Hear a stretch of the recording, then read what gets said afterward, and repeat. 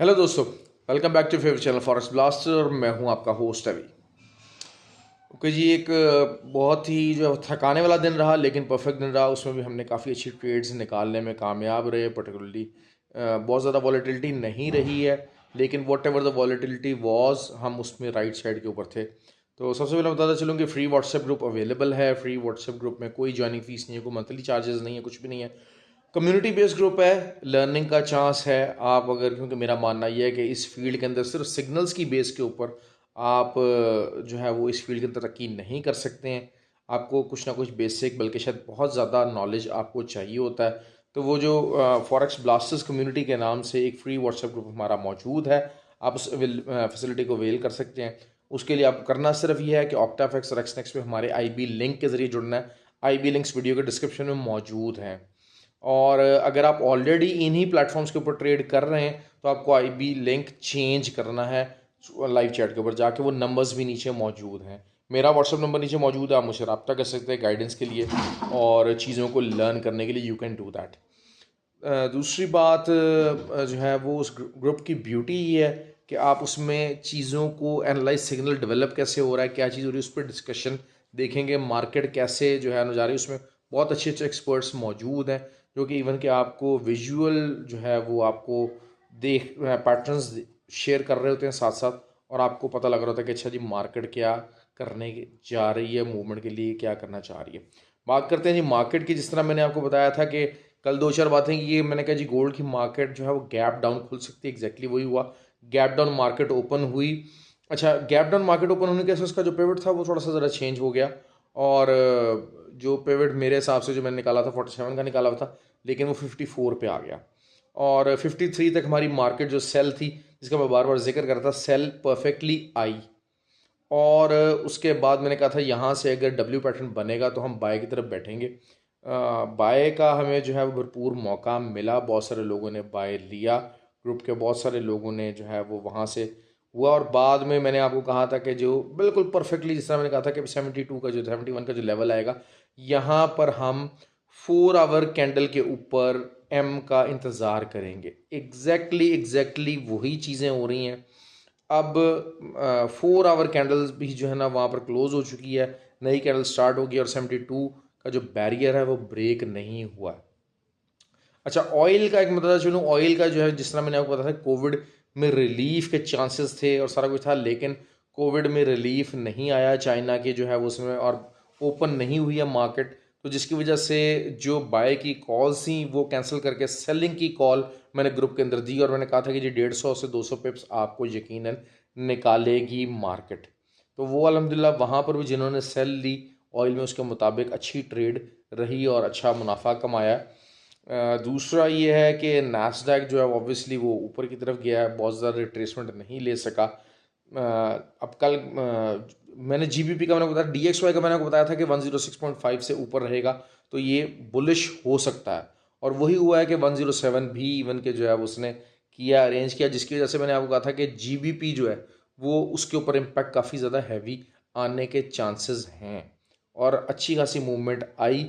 येन का मैंने आपको बताया था कि येन विल गो अपवर्ड। येन की भी जो है बाइंग जिन्होंने ली उनको भी 250-300 पिप्स अच्छे प्रॉफिट मिला होगा। Euro remained very very sideways. USD CAD का मैंने आपको बताया था कि अपवर्ड मोमेंटम देगा। डीएक्सवाई का बिल्कुल एग्जैक्टली प्रोडिक्शन थी, लोग ही कह रहे थे कि जी बस अब तो डीएक्सवाई गया और सारा कुछ होने लगा, लेकिन मैंने आपको बता दिया था कि डीएक्सवाई क्या प्लान कर रहा है, कौन सी सपोर्ट और किसको लूज़ नहीं करने देना चाह रहा, और क्या चीज़ें चल रही हैं ऐसी। तो अल्हम्दुलिल्लाह एक थका देने वाला, बहुत ज़्यादा वॉलीटिलिटी वाला दिन नहीं था, लेकिन फिर भी हम लोगों ने उसमें एक अच्छा प्रॉफिट कमाया। मैं बार बार आपको ये बात करता हूँ कि इंट्रा डे के पॉइंट ऑफ व्यू से 70 से 80 पिप्स को जाने मत दीजिए। It's a huge पिप्स। किसी भी ट्रेड के अंदर आपको 70-80 पिप्स अगर intra day point of view से अगर आपको मिल रहे हैं, और 2 से 3 अगर आपको ट्रेडें मिल जाती हैं, 200 250 पिप्स अगर आपको एक ट्रेड मिलता है intra day point of view से, तो इट्स अ ह्यूज अचीवमेंट, उसको जाने मत दिया कीजिए। अच्छा जी, बात अब करते हैं जी कल मार्केट की। मेरा एनालिसिस अभी भी यही है। बेसिकली सिमेट्रिक एक जो है वो टाइट से टाइट मूवमेंट हो रही है गोल्ड की। रेंज रेंज बाउंड हो गया और बहुत टाइट हो गया और किसी तरफ टूटने के इंतज़ार में। मेरा ज़्यादा अंदाज़ा ये है कि अगर 4 आवर कैंडल के कैंडल स्टिक के ऊपर एम बनता है, जिसके चांसेस बहुत ज़्यादा बनते जा रहे हैं, तो आप 84, 85 या 86 के एसएल के साथ आप इसको सेल कर सकते हैं। ऑल्दो के जो है वही बात है, 100-200 पिप्स का 100-125 पिप्स का एसएल है, लेकिन अगर ये यहाँ से अब ये ब्रेक करता है नीचे की तरफ, तो आप समझ लीजिए कि आपका जो टीपी होगा वो भी बड़ा ही होगा, 1723 एंड देन 1702। ऊपर की तरफ अगर ब्रेक करेगा भी तो मैं बताता चलूँ कि it will be a something very minor, क्योंकि डाइवर्जेंस जो है वो इतनी ज़्यादा आ चुकी है, इतनी ज़्यादा आ चुकी है, और क्लियर कट बहुत बहुत 4 आवर के ऊपर बहुत ज़्यादा हैवी डाइवर्जेंस है जिसने प्ले करना ही करना है। हाँ, अब वो ये होता है कि 84 के लेवल से करती है या क्या है मामला, या 86 के लेवल से करेगी या 72 के लेवल से, इट डिपेंड्स। लेकिन डाइवर्जेंस बहुत ज़्यादा ह्यूज है और it will certainly play, I am telling you that. Nasdaq की बात कर लेते हैं। नैस्डैक के ऊपर 4 आवर के ऊपर डाइवर्जेंस आ चुकी है, थोड़ा बहुत ऊपर जा सकता है, 12,150 का लेवल टच करके नीचे आने को तैयार बैठा हुआ है। ये मैं बताना चलूँ क्योंकि वही बात है कि यूएस इकॉनमी के मतलब बात जितनी मर्जी होती रहे, आज वॉलर ने स्पीच की और उन्होंने क्लियर बता दिया कि 50 बेस पॉइंट इंक्रीज़ हम करने की पोजीशन में हैं दिसंबर में। तो एंड रिजल्ट जिस तरह मैंने वो कहा था कि जी जो एक डाटा, इकोनॉमिक डाटा का जो इन्फ्लेशन डाटा का जो एक इम्पैक्ट था गोल्ड के ऊपर, मार्केट के ऊपर, वो सब साइड होता जा रहा है। और आज का जो लैक लस्टेड दिन था वो क्लियरली बता रहा था कि जो बुल्स हैं वो क्लियरली किसी फंडामेंटल सिग्नल के इंतज़ार में, और फंडामेंटल सिग्नल एज सच आया नहीं है। 3 मंथ्स और 6 मंथ्स जो है वो जो बॉन्ड्स थे उनकी भी ऑक्शन हुई है, तो वो कुछ थोड़ा बहुत ये कह लें बराबर या जो है वो थोड़ा बहुत इंक्रीजिंग राइजिंग साइड के ऊपर ही थे। तो 10 ईयर टी बॉन्ड यील्ड भी नियर टू ब्रेकआउट है, अगर अपना उसका आप देखते हैं, अगर वो ब्रेकआउट हो जाता तो obviously gold will be seriously very bearish.